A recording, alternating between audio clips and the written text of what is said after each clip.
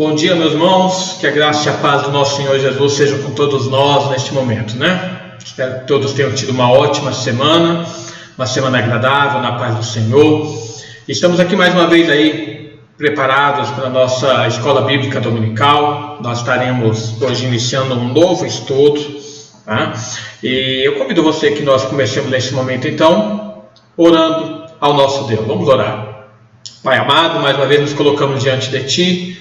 Agradecemos por Tua obra em nossa vida, pelo Teu amor para conosco, por Tua vida em nós, pelo Teu Espírito em nós, pela salvação graciosa que nos foi dada mediante a morte do Teu Filho Jesus. Pai amado, nós nos colocamos na Tua presença neste momento, clamando, Senhor, pela iluminação do Teu Espírito Santo, a fim de que venhamos a entender a Tua palavra, a crer e a praticá-la, Senhor, todos os dias da nossa vida, a fim de que sejamos feitos à imagem do Teu Filho Jesus em santidade e possamos ser glorificados, Senhor, na Sua segunda vinda. Abençoa a Tua igreja espalhada pela face da terra, Pai, onde quer que um dos Teus filhos esteja, que a Tua bênção esteja com um deles. Abençoe, Senhor, os nossos irmãos que estão doentes, enfermos, aqueles que estão, Senhor, contaminados por esse Covid. Pedimos a Tua bênção, a Tua proteção, a Tua cura e a restauração da saúde sobre a vida de cada um deles. E que nas demais coisas, ó Pai, Tu nos dê sabedoria e entendimento para o discernimento da Tua vontade, a fim de que sejamos guiados, ó Pai, pelo Teu Espírito em todas as coisas. É o que nós pedimos neste momento, Pai, em nome de Jesus. Amém e amém. Vamos, irmãos, fazer a leitura bíblica. Está lá na carta aos Hebreus, no capítulo 5, do versículo 5 até o versículo 10. Vai aparecer aí na tela, mas como eu sempre falo, tenha a sua Bíblia em mãos, para que a gente possa, no momento do estudo, olhar outros versículos e vasculhar os outros textos bíblicos, tá bom? Hebreus, capítulo 5, nos versículos 5 até o versículo 10, nos diz assim: Assim também Cristo a si mesmo não se glorificou para se tornar sumo sacerdote, mas o glorificou aquele que lhe disse: Tu és meu filho, eu hoje te gerei. Como em outro lugar também diz: Tu és sacerdote para sempre, segundo a ordem de Melquisedeque. Ele, Jesus, nos dias da sua carne, tendo oferecido com forte clamor e lágrimas, orações e súplicas a quem o podia livrar da morte, e tendo sido ouvido por causa da sua piedade, embora sendo filho, aprendeu a obediência pelas coisas que sofreu, e tendo sido aperfeiçoado, tornou-se o autor da salvação eterna para todos os que lhe obedecem, tendo sido nomeado por Deus sumo sacerdote, segundo a ordem de Melquisedeque. Este é o nosso Senhor Jesus, Se tornou o autor da nossa salvação. Ele que é o sumo sacerdote, que está à destra de Deus e que intercede por nós. Bom, nesse momento nós vamos cantar um hino ao Senhor, o hino 27 do nosso inário Novo Cântico, que fala as grutas, as rochas imensas.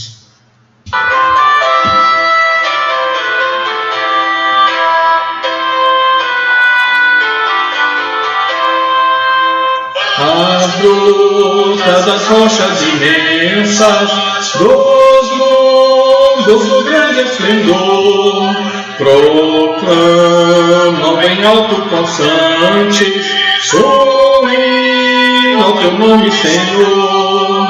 No céu e no mar e na terra, nos bosques, nos prados em flor, no fragor ao cantil, na amplitude celeste, um hino ressoa ao Senhor.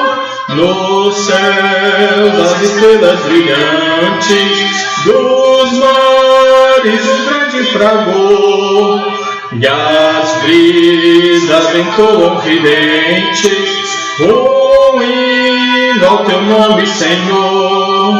Nos céus e no mar e na terra, nos bosques, nos prados em flor, no fragor ao cantil, na amplitude celeste, um hino ressoa ao Senhor. As aves alegres na mata, porém terra margem em flor, exultam coro cantando um hino ao teu nome, Senhor, nos céus e no mar e na terra, nos bosques, nos prados em flor, no fragoso cantil, na virtude celeste, um hino ressoa ao Senhor.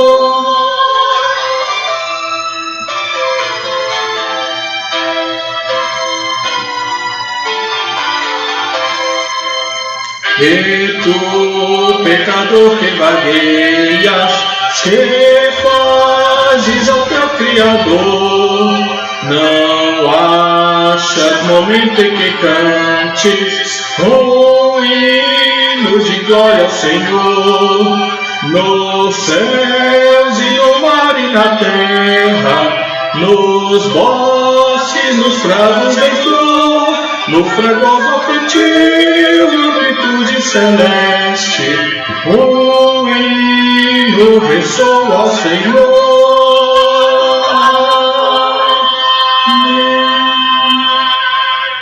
Amém, né? Um hino sempre vai ressoar ao nosso Senhor. Irmãos, agora nós vamos passar o nosso estudo da Escola Bíblica Dominical. Como eu falei, é um novo assunto. Hoje nós entraremos num assunto bem interessante, que é a respeito da lei e da graça. Lei e graça é um assunto que muitos irmãos têm dúvida, né?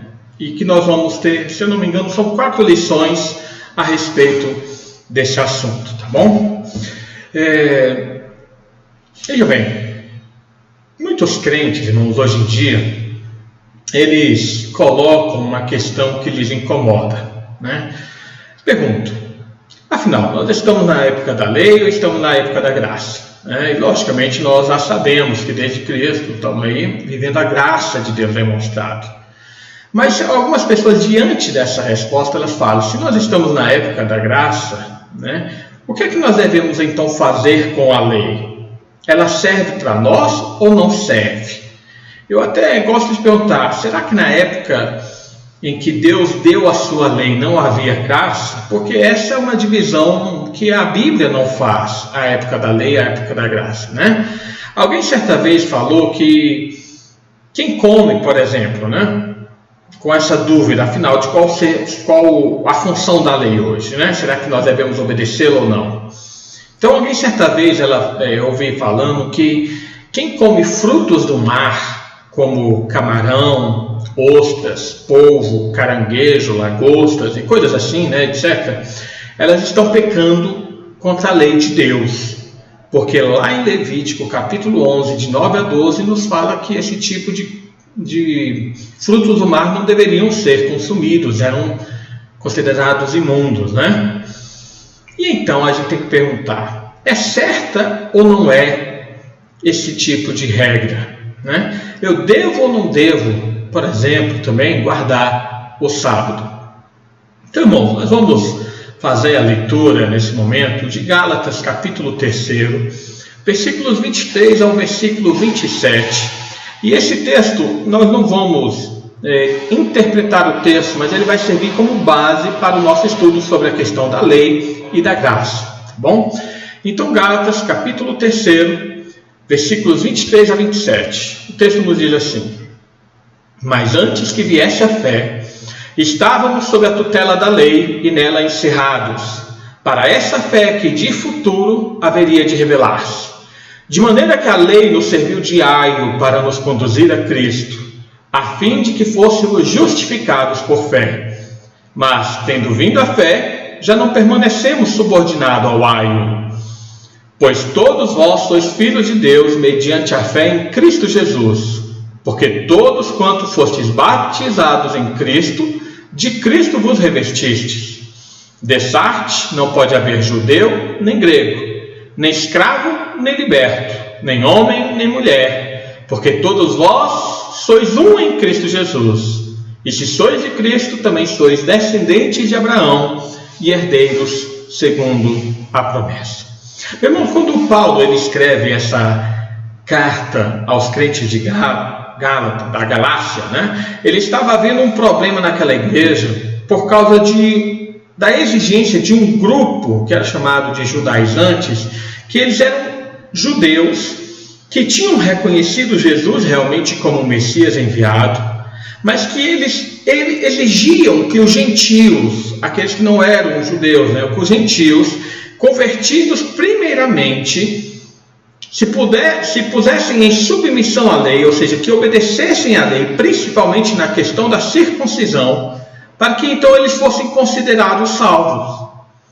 Eles queriam que os gentios primeiramente se tornassem filhos de Abraão, para então serem considerados dignos de seguirem o Messias. Assim, Paulo ele vem nessa carta mostrar como Cristo ele cumpriu toda a lei por nós, de forma que nós sejamos livres da sua observância, nos moldes judaicos. Nesses versículos que nós lemos, ele nos mostra a situação do homem antes e depois da vinda de Jesus. Veja bem, no versículo 23, primeiramente ele vai falar de como era a situação do homem antes da vinda de Jesus. Ele fala que no versículo 23, nós estávamos sob a tutela da lei. Antes que viesse a fé, ou seja, antes da vinda de Cristo, estávamos sob a tutela da lei e nela encerrados.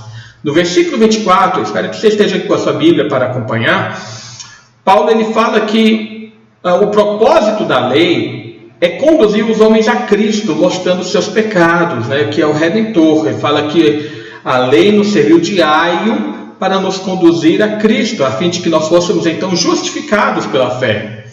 No versículo 25, ele mostra que qual é a nossa situação após a vinda de Jesus. Então aí é uma ruptura, da situação anterior, a graça que veio com Cristo, e a situação posterior. Então no versículo 25 ele fala que a nossa situação após a vinda de Jesus é que nós fomos libertos da tutela da lei. Fala, já não permanecemos subordinados ao aio, que é a lei. E aí fala que o versículo 26 ele fala que agora nós somos filhos de Deus, pois todos vós sois filhos de Deus mediante a fé em Cristo Jesus. Assim, no versículo 27, ele vem enfatizar essa questão da união que nós temos com Cristo, que nós fomos batizados com Cristo e de Cristo nós fomos revestidos. E essa união com Cristo, de todas as pessoas com Cristo, acaba com toda a discriminação. Por isso que ele fala, olha, não existe mais essa coisa de judeu e grego. Não existe nem mesmo a questão de escravo e liberto, nem de homem, nem de mulher. Por quê? Porque todos estão unidos da mesma forma em Cristo, E assim, ele fala, se estamos unidos a Cristo, nós também somos descendentes de Abraão e herdeiros segundo a promessa. Mas uma descendência que não é feita pelo sangue, pela genética. É uma descendência feita pela fé. E é nesse contexto, então, da resposta de Paulo, numa situação de uma igreja que estava passando por essa divergência entre se devia ou não devia obedecer à lei, e em que aspecto ela deveria viver a graça, que nós vamos entrar no nosso estudo de hoje. Hoje nós vamos compreender um pouco mais a respeito da lei, para depois falarmos um pouco mais a respeito da graça. Então a gente tem que entender, irmãos, quando Paulo fala que nós não estamos mais sujeitos à lei, porque ela era o aio que nos conduzia a Cristo, significa que não devemos obedecer nenhuma lei do Antigo Testamento? Ou seja, se nós não devemos obedecer, por que o próprio Jesus respondeu àquele jovem rico que para herdar a vida eterna ele deveria observar os 10 mandamentos? Será que existe algum tipo de contradição nesse fato ensinado por Paulo e mostrado por Jesus? Então vamos um pouco entender hoje a questão da lei. Façamos a pergunta, Primeiramente, o que é a lei? De modo simples, irmão, a gente pode falar que a lei é tudo o que Deus ordenou como obrigatório, como permitido ou como proibido no Antigo Testamento. Já a graça é o favor imerecido representado principalmente pela encarnação, morte e ressurreição de Jesus em nosso benefício. A gente faz essa ruptura de lei e graça, às vezes a gente faz essa distinção. Mas veja, isso não significa que a graça esteja presente apenas no Novo Testamento, que só houve graça a partir da vinda de Jesus. tá? Isso não significa. A gente vai ver isso nos próximos estudos. Mas para a gente aprofundar um pouco mais a respeito do que significa lei, né, a gente tem que tentar fazer e até mesmo responder a algumas perguntas. Primeiro, toda lei é um único conjunto ou há tipos e usos diferentes da lei? Uma outra pergunta que a gente tem que fazer para entender essa questão da lei é se a lei foi dada por Moisés ou será que essa lei existia desde Adão? Se ela existia, onde ela estava? Porque a lei de Moisés é muito fácil nós vermos, né? Quando Deus chama ali para o Monte Sinai, escreve nas tábuas, né? Ou, por que modo, se ela existia desde Adão, de que modo ela podia ser conhecida? E uma outra pergunta importante também. Os 10 mandamentos que nós conhecemos lá em Êxodo capítulo 20 ou Deuteronômio capítulo 5, elas são toda a lei ou são apenas um resumo da lei? Então, irmãos, a lei dada sob a antiga aliança, nós temos que entender primeiramente que ela tinha 3 usos. Ela tinha o uso civil, ou judicial, ou político, né? Ela tinha o uso cerimonial e ela tinha o uso moral. E nós vamos tratar desses 3 usos da lei a partir de agora, tá bom? Vamos falar primeiramente da lei civil. A lei, irmãos, em seu uso civil ou político, ela se aplicava à organização sociopolítica de Israel como nação, naquele momento histórico, né? Por isso, na inspiração dos seus princípios, né?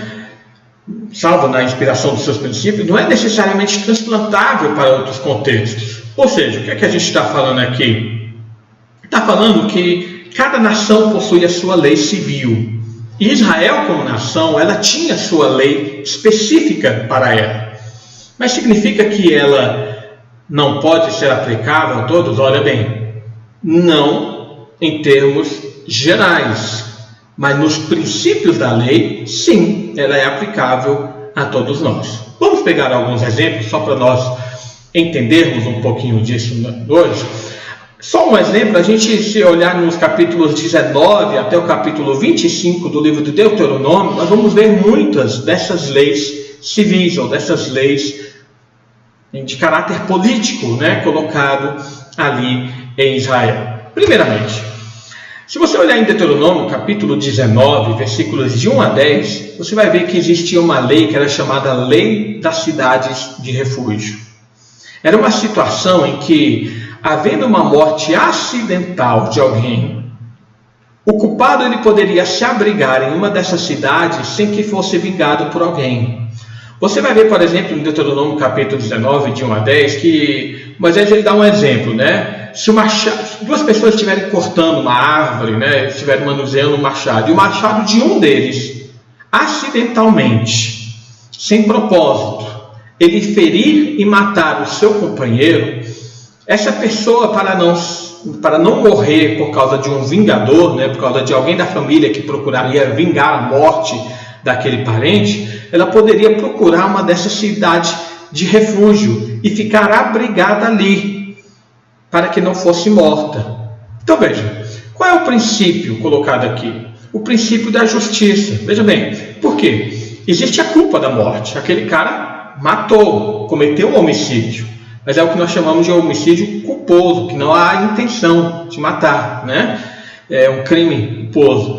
Então, o homicida ele é colocado num local isolado, de onde ele normalmente vivia, mas protegido a sua vida para que ele não seja vingado e não seja morto, né? Inclusive, se depois você olhar os versículos 11 até o versículo 13 desse Deuteronômio capítulo 19, é uma lei também que fala a respeito do homicídio, mas nesse caso, do homicídio doloso, quando a intenção de matar. E ali, no caso da lei de Israel, a pena era pena de morte.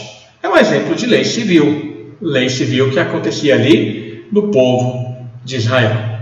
Um outro exemplo, Deuteronômio capítulo 20, você vai olhar que existe a lei acerca da guerra, né? E o início dessa lei, ela mostrava de como o povo de Israel deveria conduzir, antes de realizar a guerra, deveria conduzir uma tentativa de negociação pela paz. E se aquela nação que seria invadida aceitasse a negociação de paz, eles aceitariam se tornar escravos, a trabalharem forçados para Israel, né? Algo normal na época em que eles viviam, né? E se a negociação falhasse, olha o versículo 12 até o versículo 15 do Deuteronômio 20, fala que todo homem daquela cidade deveria ser morto, preservado apenas as crianças e as mulheres daquela nação. Então essa é uma lei civil, a lei acerca da guerra, né? Mas também havia outro exemplo, né? A lei da primogenitura, a lei da herança para os filhos. Deuteronômio capítulo 21, de 15 a 17, é uma lei civil muito interessante, né? Porque dava o exemplo de um homem, de ter, no caso que o homem ele tivesse duas mulheres. Uma mulher que ele amasse e uma mulher que ele aborrecia, né? E aí ele fala, Moisés ele estabelece a lei, dada por Deus, logicamente, né? Que se aquele homem, tendo essas duas mulheres, mas aquela mulher que é aborrecida lhe desse o primeiro filho, ou seja, o primogênito fosse da mulher aborrecida, a lei estabelecia que, por mais que aquela mulher ela fosse aborrecida e não amada, era aquele filho que tinha o direito à porção dobrada da herança. E aí o princípio da justiça é estabelecido ali para que um homem não fosse desleal, né, na distribuição da sua herança conforme a lei que era dada. Então, nós vemos que, nesses exemplos, essas leis elas serviam apenas ao povo de Israel, e mesmo assim em determinado período, né? Como cada nação, hoje, por exemplo, logicamente, essas leis elas já não são mais vigentes no seu caráter total, né, do jeito que está escrito, mas nos seus princípios elas continuam vigentes, né? Então a gente vê que essas leis elas eram do povo de Israel em determinado período. E como cada nação possui as suas próprias leis que determinam aí o procedimento em cada caso também, isso nos mostra que ela não é aplicável, por exemplo, a nós. Nós não temos que obedecer essa lei, né? Mas os princípios que estão na lei são princípios que devem ser permanentes. Vou dar um outro exemplo, né? Havia uma lei, eu não vou lembrar agora o texto, mas que falava, logicamente, lembrando que aquele povo estava andando no deserto, o povo estava a caminho da terra prometida, não havia ainda a entrada da terra prometida. Então eles viviam fazendo as suas caravanas, né, o seu arraial, enquanto viajavam. E havia uma lei que falava que aquela pessoa que tivesse que fazer as suas necessidades pessoais, ela tinha que sair do arraial, cavar o buraco, ali fazer a sua necessidade, fechar o buraco com a terra e só então depois voltar para o arraial. Precisamos fazer isso hoje? É lógico que não. Cada caso que nós vivemos tem o seu sistema hidráulico, o seu sistema aí sanitário, né? Mas qual é o princípio colocado naquela lei? É o princípio da higiene pessoal e da higiene dentro do povo de Israel. É o princípio que nós, por exemplo, precisamos continuar obedecendo, né, nas nossas casas e tudo mais. Então, nós temos que fazer, quando olharmos esse tipo de lei nas Escrituras, nós temos que olhar qual é o princípio que é colocado nessa lei. Por exemplo, havia a lei também de pais que tivessem um filho rebelde e esse filho era beberrão e envergonhava os pais deviam pegar aquele filho, apresentá-lo aos sacerdotes e expor toda a situação ao sacerdote. E quando aqueles sacerdotes julgassem que aquele filho não tinha correção, o povo tinha que pegar a pedra e matar aquele filho, né? Bem, vamos aplicar isso hoje? Claro que não. Mas qual é o princípio da lei? O princípio da lei é que os filhos devem obedecer e honrar os seus pais. E isso ainda é aplicável aos dias de hoje, né? Pois bem, eu creio que ficou bem entendido a respeito da lei civil aqui. Mas e a lei cerimonial? Irmãos, a lei cerimonial era uma lei que falava da purificação, da dieta, dos sacrifícios que eram realizados ali no povo de Israel. E como nós sabemos, era uma sombra, como diz Paulo mesmo em Colossenses, né? Era uma sombra que apontava para Cristo. E toda a lei cerimonial teve um cumprimento, a lei que regia a questão do culto, da adoração de Israel, ela teve um cumprimento na pessoa do Senhor Jesus. A lei cerimonial, ela continha um acentuado cunho litúrgico e era muito simbólica. E por causa desse caráter transitório, ou seja, ela era temporária, ela foi abolida no Novo Testamento. Vamos olhar alguns exemplos da lei cerimonial que a gente encontra, por exemplo, existem outras, mas por exemplo, nos capítulos 14 até 18 de Deuteronômio. Por exemplo, a lei acerca da comida, né? Eu até citei algo no início aqui do nosso estudo.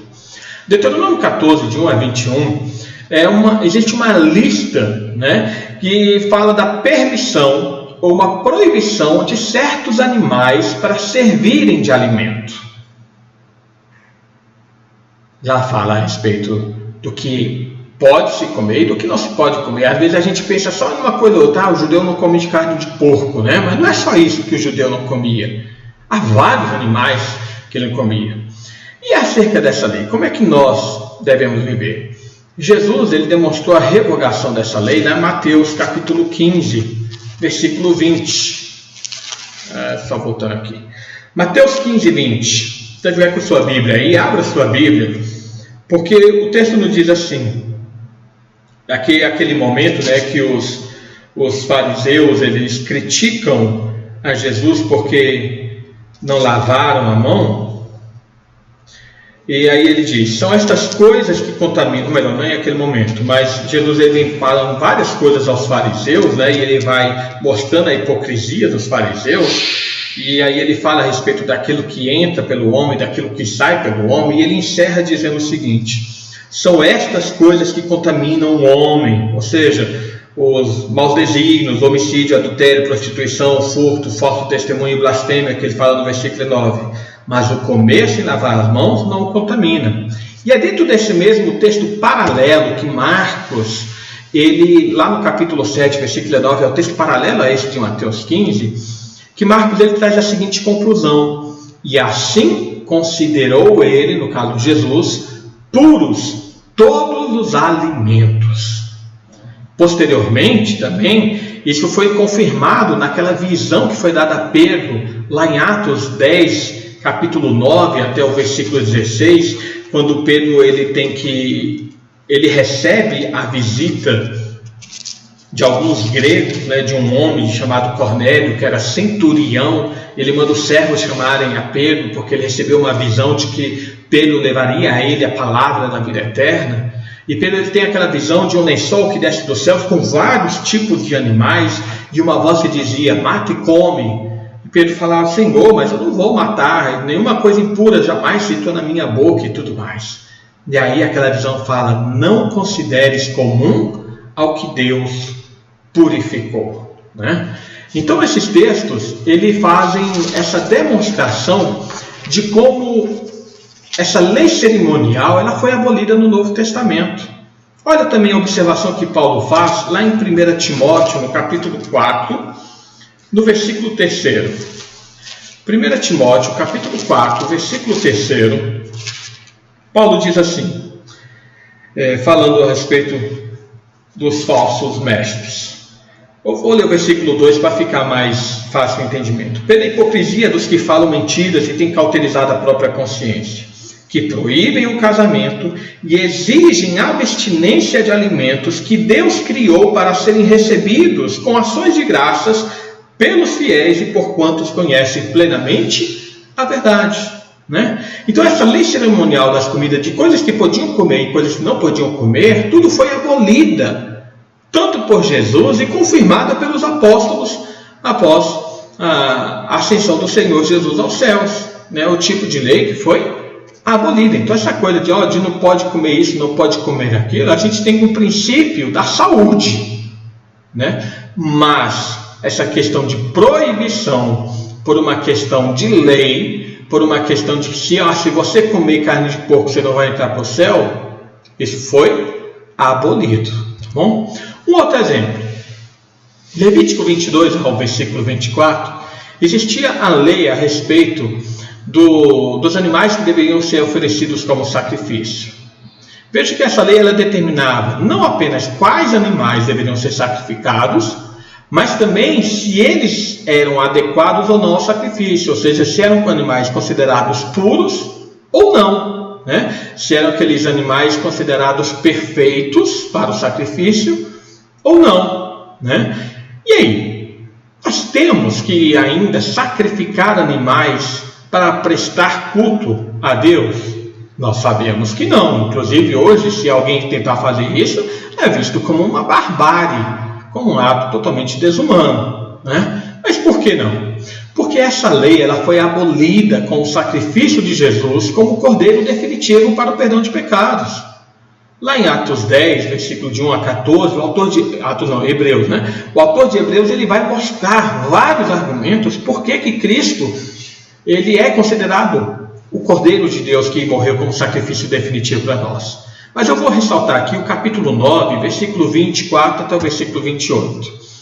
Nos diz assim: porque Cristo não entrou em santuário feito por mãos, figura do verdadeiro, porém no mesmo céu, para comparecer agora por nós diante de Deus. Nem ainda para se oferecer a si mesmo muitas vezes, como o sumo sacerdote cada ano entra no Santo dos Santos com sangue alheio. Ora, neste caso, seria necessário que ele tivesse sofrido muitas vezes desde a fundação do mundo. Agora, porém, ao se cumprirem os tempos, se manifestou uma vez por todas para aniquilar pelo sacrifício de si mesmo o pecado. Ou seja, por que hoje nós, quando cultuamos a Deus, não realizamos sacrifício de pecados uma vez ao ano, como era o dia da expiação? Porque nós sabemos que Cristo realizou o sacrifício definitivo para o perdão dos nossos pecados, né? Então a lei cerimonial ela foi abolida. Por quê? Porque ela foi cumprida em Cristo. Tudo aquilo que era necessário fazer no cumprimento da lei cerimonial, Cristo fez por nós. Mas existe o terceiro uso da lei, que é a lei moral. Irmãos, a lei moral ela decorre do caráter santo de Deus.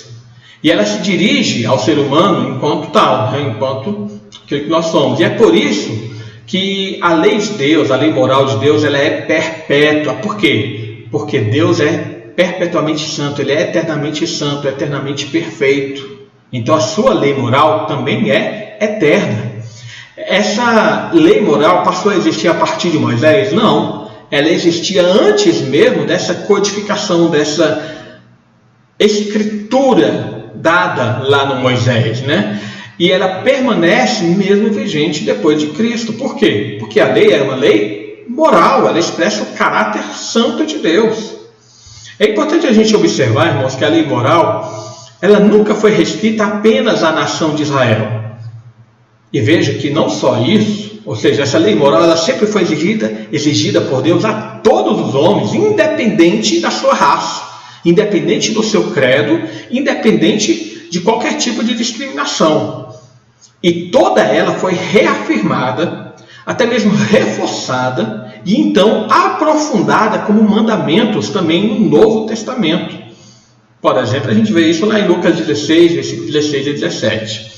Então a gente vê que de Adão até Moisés, voltando aqui, de Adão até Moisés, ou seja, antes desse momento da codificação escrita da lei de Deus, dos 10 mandamentos, havia várias manifestações da existência da lei natural, da lei moral. E ela era escrita no coração dos homens. E por causa disso, antes mesmo da sua promulgação, ou seja, antes mesmo que Deus desse ela por escrito a Moisés, né, ela já tinha a sua validade. Por exemplo, Deus ele condenou o assassinato de Caim. Não foi?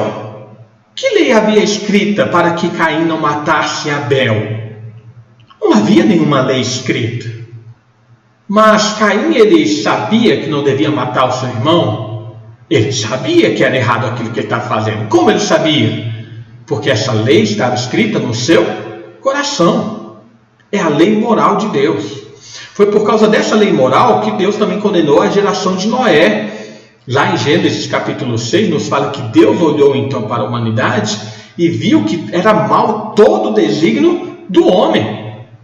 Havia uma lei escrita falando aquilo que eles estavam fazendo de certo e de errado? Não, mas eles sabiam que estavam pecando. Por quê? Porque a lei moral de Deus estava no coração de cada um. É por causa da lei moral também que Deus condenou a iniquidade de Sodoma e Gomorra. E aí eu vou fazer novamente a pergunta: havia uma lei dos 10 mandamentos escrita de não adulterarás, não fornicarás, que o homossexualismo é pecado? Não havia aquela lei. Mas a lei moral estava estampada no coração de cada homem e eles sabiam que aquilo que eles estavam fazendo era errado. E é por isso que Deus condenou aquelas 2 cidades, né? Além de, por outro lado, né, Deus emitia juízos, mas também emitia aprovação de conduta, né? A gente vê, por exemplo, o caso de Jó, né? O que é que Deus fala? Eis o meu servo Jó, homem justo, temente a Deus e que se desvia do mal. Havia uma lei na época de Jó? Não havia. Jó, ele é provavelmente na época dos patriarcas, ali de Abraão e tudo mais. Mas ele sabia o que era temer a Deus e fazer o que é reto diante de Deus. Inclusive, durante todo o livro de Jó, a gente vai vendo o que é que Jó ele fala a respeito da sua justiça, o que é que ele fazia, né, de bem para as pessoas. A respeito do próprio Noé, nos fala que Noé andava com Deus, no sentido de que ele obedecia à lei de Deus, embora não escrita, mas ele obedecia moralmente aquilo que Deus queria dele. Né? E outros casos assim também. Então veja que Paulo, ele argumenta lá em Romanos 5, se tiver com sua Bíblia, abra sua Bíblia aí, Romanos 5, nos versículos 12 ao versículo 14, que a morte ela reinou nesse período. E nós sabemos que a morte é a pena pelo pecado. E ela confirma então o juízo de Deus contra a sua lei moral. Romanos 5, de 12 a 14. Portanto, assim como por um só homem entrou o pecado no mundo e pelo pecado a morte, assim também a morte passou a todos os homens porque todos pecaram. Porque até o regime da lei havia pecado no mundo, mas o pecado não é levado em conta quando não há lei. Entretanto, reinou a morte desde Adão até Moisés, mesmo sobre aqueles que não pecaram, à semelhança da transgressão de Adão, o qual prefigurava aquele que havia de vir. Veja bem, o pecado não é levado em conta quando não há lei. Você fala, então ali ninguém era culpado. Era sim, porque não havia lei escrita, mas havia lei moral, né? Então vejam, irmãos, que por exemplo, quando a gente fala essa questão da pena do pecado, né? O Catecismo Maior de Westminster, na resposta da pergunta 24, ele fala que o que é pecado? Pecado é qualquer falta de conformidade com a lei de Deus, ou a transgressão de qualquer lei dada por Deus como regra criatura racional. Então, quando os homens moralmente transgrediam a lei de Deus, a lei moral de Deus, eles eram considerados já como culpados diante do Senhor. Além do mais, aqui a própria natureza, né? Aqui é o texto de Romanos 2, 14 e 15, nós vamos ler. A própria natureza, ela revela os atributos de Deus que Paulo fala em Romanos capítulo 2, né? E entre esses atributos está a santidade de Deus.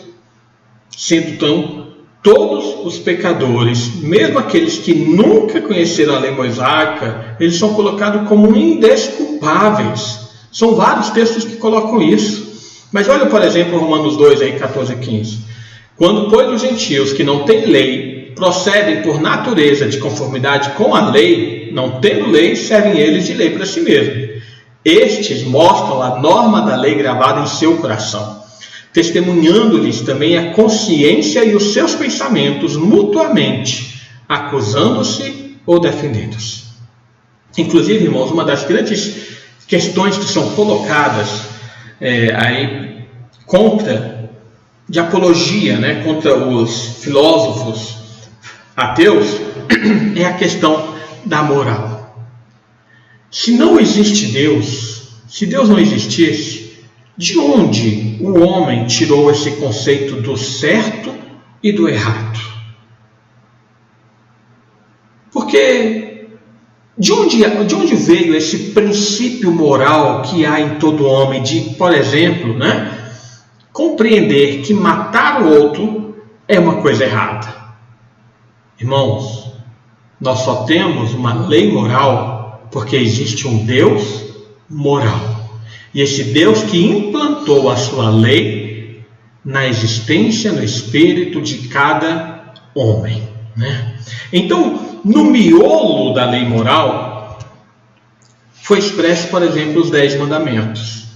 Mas a gente tem que recordar que a lei moral vai além desses 10 mandamentos, porque inclui muitas outras ordenanças da lei mosaica, inclui muitas outras questões dos sermões, dos profetas, e até mesmo do Novo Testamento, do ensino de Jesus e das epístolas também. Então a gente vê essa lei moral implantada em toda a palavra de Deus, em toda a Bíblia, e não apenas nos 10 mandamentos.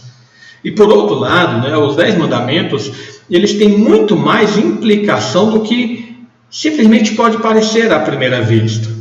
Jesus, por exemplo, ele mostrou muito isso ao fazer essa ampliação do entendimento dos mandamentos. Lá em Mateus capítulo 5, versículo 41 a 48, Jesus vai falando: ouviste que foi dito aos antigos, não adulterarás. Bem, esse é o mandamento. Mas qual é o princípio do mandamento? Porém, eu vos digo, qualquer homem que olhar para uma mulher com intenção impura, já adulterou com ela. É o princípio aí da santidade. Não é só não cometer o ato, é nem mesmo desejar. Ouviste que foi dito aos antigos, não furtarás. Jesus fala, de que a respeito do irmão, mas eu que vos digo, qualquer um que chamar o seu irmão de louco já se faz aí réu do juízo do inferno, do fogo do inferno. É o princípio aí da honra que cada um deve dar ao seu semelhante. Nos catecismos, por exemplo, de Westminster, breve catecismo, o Catecismo Maior de Westminster, é interessante a gente olhar que para cada um dos mandamentos há sempre uma exposição dos diversos deveres de cada um desses mandamentos, das exigências e das proibições que é ligada a cada um deles. Eu vou colocar alguns deles aqui para os irmãos observarem. Por exemplo, a pergunta 123 do Catecismo Maior, ele fala: qual é o 5º mandamento? E o 5º mandamento é: honrarás a teu pai e a tua mãe, para teres longa vida sobre a terra que o Senhor teu Deus te há de dar. Esse é o mandamento. Ele foi revogado? Ele foi abolido quando Cristo veio? Não.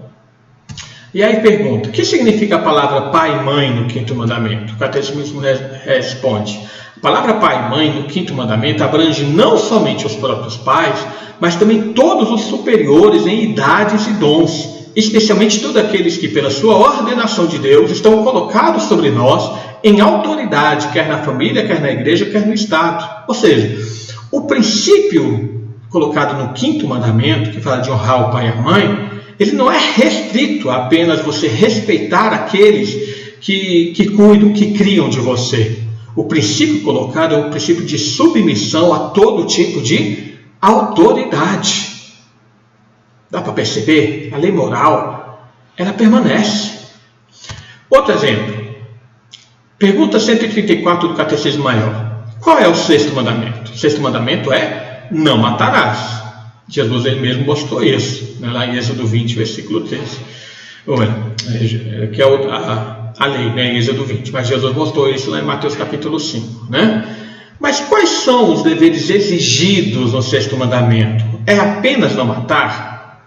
E o catecismo responde: os deveres exigidos no 6º mandamento são todo empenho cuidadoso e todos os esforços legítimos para a preservação de nossa vida e a vida de outros, resistindo a todos os pensamentos e propósitos, subjugando todas as paixões e evitando todas as ocasiões, tentações e práticas que tendem a tirar injustamente a vida de alguém por meio da justa defesa dela contra a violência, por paciência em suportar a mão de Deus.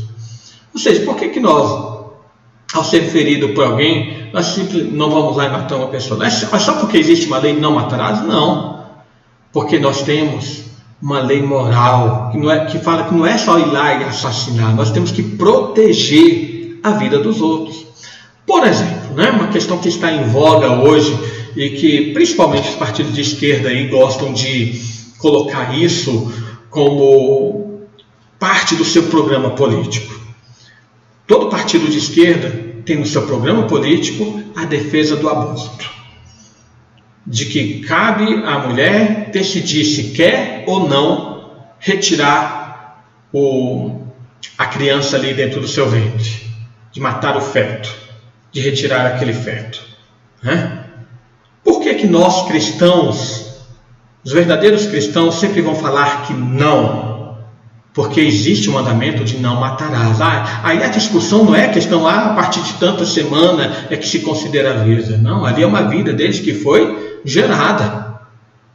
Então nós temos um dever moral, por causa da lei moral de Deus, de proteção da vida. Bom, continua. Ele continua dizendo, né? Sossego mental, alegria de espírito. Deixa eu ver onde está aqui. É que foi quebrado em dois. Só lembrando aqui, a paciência e suportar a mão de Deus, sossego mental, alegria de espírito e uso sóbrio da comida, bebida, remédio, sono, trabalho e recreio, por pensamento caridoso, amor, compaixão, mansidão, benignidade, bondade, comportamentos e palavras pacíficos, brandos e corteses, a longanimidade e prontidão para se reconciliar, suportando pacientemente e perdoando as injúrias, dando bem por mal, confortando e socorrendo os aflitos e protegendo e defendendo o inocente. Por que é regra? E tem que ser nós protegermos toda a vida, porque faz parte da lei moral de Deus. Se nós vermos alguém sendo espancado, nós temos como cristãos procurar defender a vida, e não importa de quem seja. Bom? E quais são os pecados proibidos no sexto mandamento? Aí a aplicação ainda. Os pecados proibidos no sexto mandamento são tirar a nossa vida ou a de outro, exceto no caso de justiça pública, guerra legítima ou defesa necessária. A negligência ou retirada dos meios lícitos ou necessários para a preservação da vida. É proibir a ira pecaminosa, o ódio, a inveja, o desejo de vingança, todas as paixões excessivas e cuidados demasiados. O uso imoderado de comida, bebida, trabalho e recreios. As palavras provocadoras, a opressão, a contenda, o espancamento, o ferimento e tudo que tende à destruição da vida de alguém. Veja, irmãos, como um simples versículo, uma simples lei, não matarás, ela tem uma implicação muito maior do que simplesmente não assassinar, né? Ela tem muito mais coisa a nos ensinar e a nos proibir. A contenda, espancamento, ferimento, tudo que tende à destruição da vida de alguém. Então, irmãos, concluindo, né? Encerrando aqui o nosso estudo de hoje a respeito da lei. O Antigo Testamento, irmãos, nós temos que ver, ele não é peça de museu para o cristão.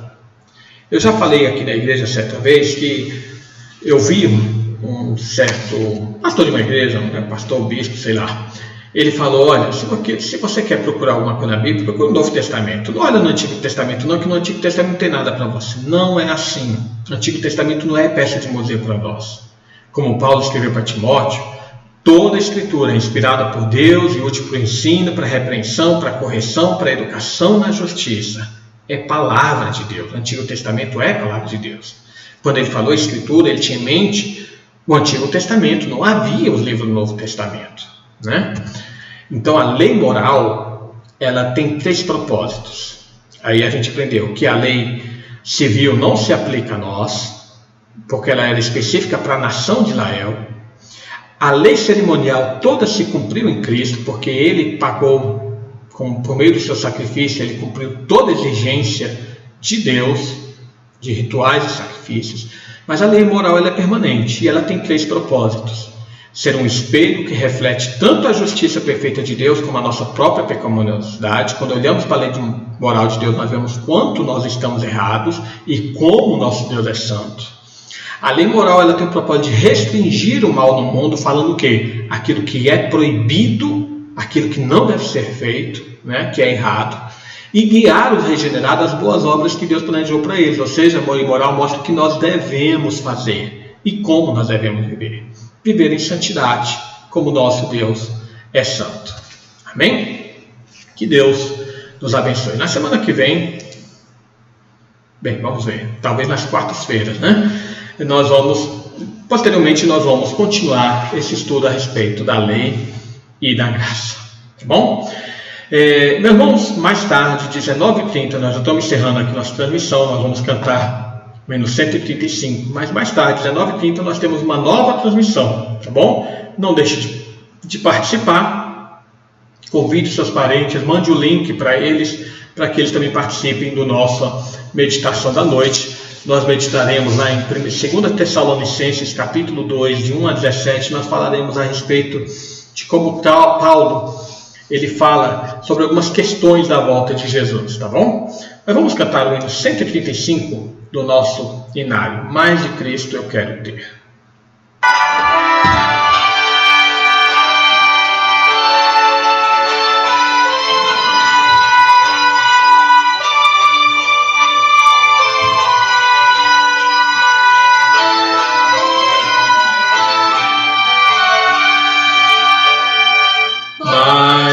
Cristo eu quero ter, seu ensino receber, ter da sua compaixão e da sua mansidão. Mais de Cristo, mais de Cristo, mais de seu puro e santo amor, mais o bondoso Salvador.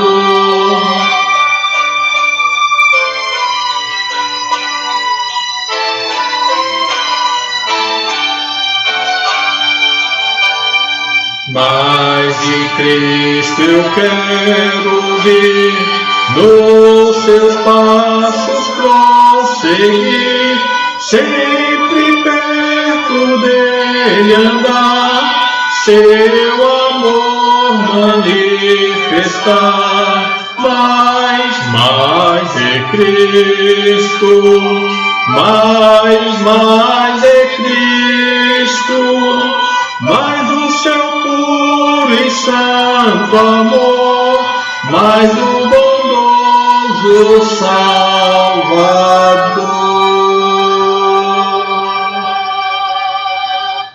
Amém. Glórias ao nosso Deus, né? Mais de Cristo. Temos que nos tornar a imagem de Cristo em nós. Esse é o propósito da nossa salvação. Então vamos encerrar nossa transmissão. Como eu falei, 19h30, não falhe, não deixe de participar, tá bom? Eu tenho um recado importante para te dar na transmissão daqui a pouco mais à noite, tá bom? Vamos orar, agradeço aí sua participação conosco, que Deus abençoe a sua vida, ilumine a sua mente para o entendimento da sua palavra. Oremos ao Senhor. Pai amado, mais uma vez nos colocamos diante de Ti. Agradecemos por Tua obra, Senhor, em nossa vida, pelo Teu amor para conosco, por Tua vida em nós. Agradecemos, ó Pai, porque embora sejamos falhos, cheios de erros, cheios, Senhor, de falhas, Tu, Senhor, nos regeneraste, nos salvaste e tem trabalhado no nosso coração a fim de nos moldar à imagem do Teu Filho Jesus. Purifica-nos, portanto, Pai, santifica-nos, dá-nos entendimento para seguirmos a Tua lei e sermos santos como Tu és santo, para sermos perfeitos como Tu és perfeito. Vivifica-nos e glorifica-nos naquele último dia, para que o vejamos como Tu és e sejamos semelhantes ao Teu Filho Jesus. Abençoa o nosso coração, Pai, todo esse dia de hoje e tudo que nós fizermos, que seja tudo, Senhor, para o Teu louvor, para a glória do Teu Filho Jesus. É o que nós pedimos e nele, Senhor, nós rogamos. Amém e amém. Irmãos, que Deus nos abençoe, que tenha um dia maravilhoso e não se esqueça, daqui a pouco, às 19h30, estaremos novamente aqui reunidos para a meditação da Palavra de Deus, falando sobre a segunda vinda de Cristo, lá em 2 Tessalonicenses, capítulo 2, de 1 até 17, tá bom? Que Deus abençoe a sua vida e a toda a sua família, e sejamos sempre orando uns pelos outros. Até mais.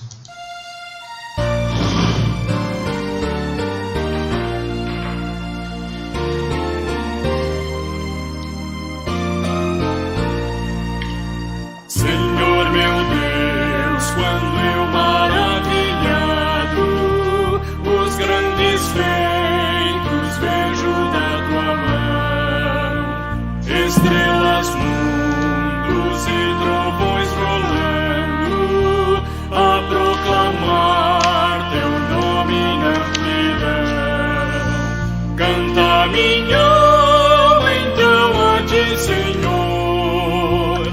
Grandioso és